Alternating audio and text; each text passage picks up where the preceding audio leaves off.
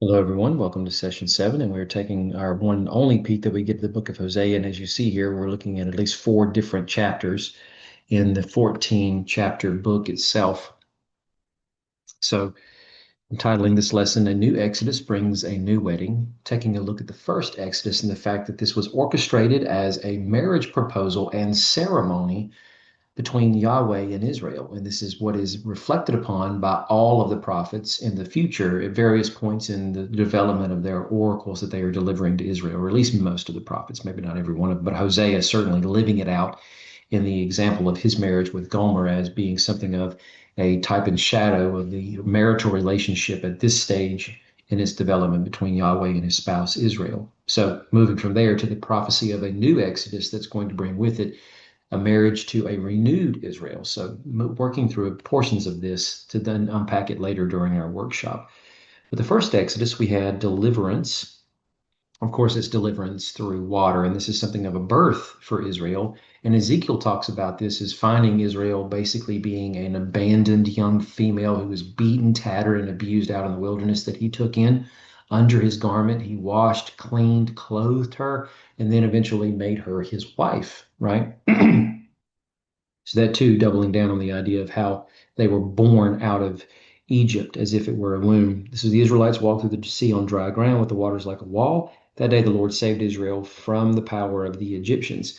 So when we get to the context of Hosea from chapter 11 here, we have the Lord speaking about this concept that when Israel was a child, I loved him, and out of Egypt I called my son. So the prophet is reflecting upon Israel's history here as he is developing this context of how God is related to the nation, they to him, but in spite of the infidelity on the nation's part, he is still remembering them as this tender child that he had redeemed unto himself. Back to the left side of the screen, there was Yahweh's marriage proposal to Israel in Exodus 19. This is what he meant when he said, If you will carefully listen to me and keep my covenant, you will be my own possession out of all the peoples. Then you will be my kingdom of priests, my holy nation.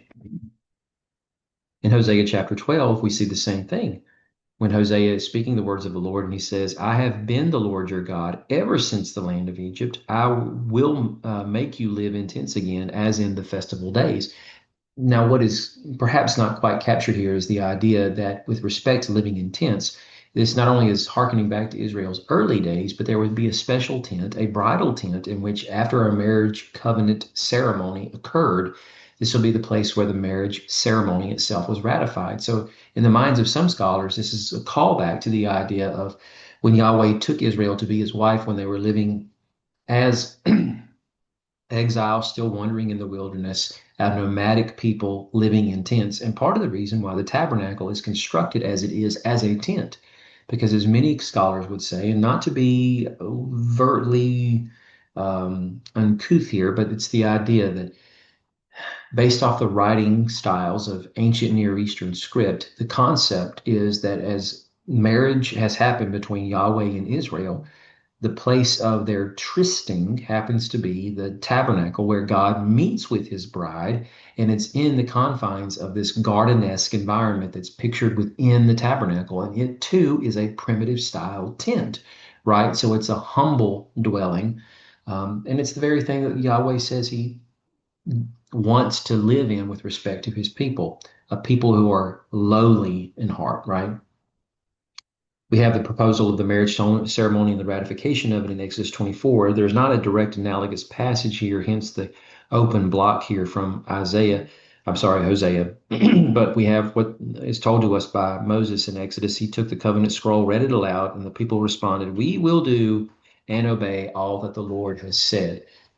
So, with that, this is an acceptance, a proclamation of the nuptials that is offered by Israel unto Yahweh. But sadly, what comes with this is the beginnings of the adulterous affair that starts soon after the ratification of the marriage itself in Exodus 32 when they worship the golden calf. And this is what starts off the Hosea oracles when the Lord is castigating Israel because the land is filled with blatant acts of promiscuity by abandoning the Lord. The idea of using the word promiscuity here is the concept of Israel being seen by Yahweh as his bride, being completely infidelitous, the way Gomer is infidelitous to Hosea. But there's a promise here of a new Exodus, that there will be a deliverance out of their current Egypt. They live in a land that's spiritually dark and dearth because of continuous, incessant idolatry. Back to Hosea 1, the Judeans and the Israelites will be gathered together. In spite of what's going on here, this is the projected outcome that God is still going to bring these people together again. He will, and they will appoint for themselves a single ruler, i.e., Messiah, and they will go up from the land. So much of this was in the days of Moses, a single ruler to guide them out of the land of Egypt to go into the land of Canaan. This is a prospective reemergence in the land already of a renewed people through this exile and a new promised exodus that will see them become a new bride acceptable for Yahweh once more. There's a proposal of remarriage here by Yahweh. The Lord says in Hosea 2, on that day I will make a covenant for them with the wild animals, the birds of the sky, the creatures that crawl on the ground. This is all of creation. I will shatter bows, sword, weapons of war in the land and enable the people to rest securely. So this is a promise of an altogether new creation when the cosmos are reunited together with heaven and earth being one, Yahweh dwelling with his people once again, which was actually what happened with the inception of the original covenant that God made with them at Sinai, which they have blatantly violated and shattered. So now there's a reemergence of this. And then there's going to be a wedding ceremony here in Hosea 2. I will take you to be my wife forever. I will take you to be my wife in righteousness, justice, love, and compassion. I will take you to be my wife in faithfulness, and you will know the Lord. In that way that Adam knew his wife and they conceived a child, right? So Yahweh's new marriage is one that will bring ultimate healing because he says to the people in Hosea 12, I will heal their apostasy, freely love them, and my anger will have turned from them.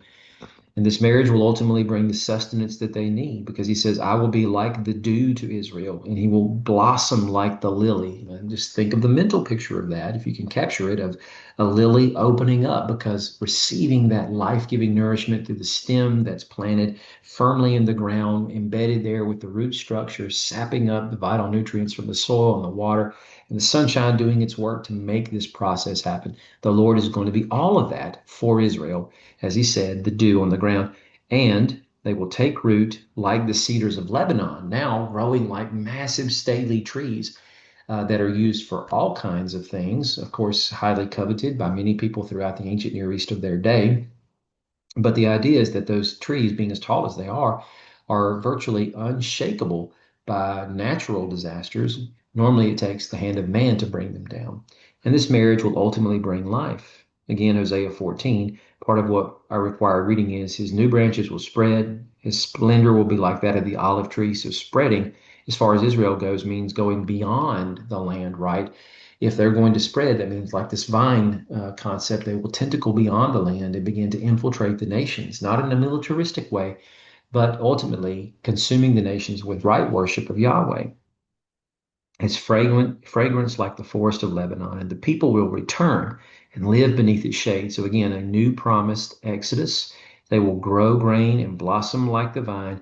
His renown will be like the wine of Lebanon. So this marriage will bring life not just to this bewildered nation who's long since abandoned Yahweh and needs to be completely destroyed to be reborn, but it will bring sustenance to the nations in the original capacity it was supposed to, and in a far greater way than they ever thought possible. So more to follow on that when we get to it in time. Thanks for listening.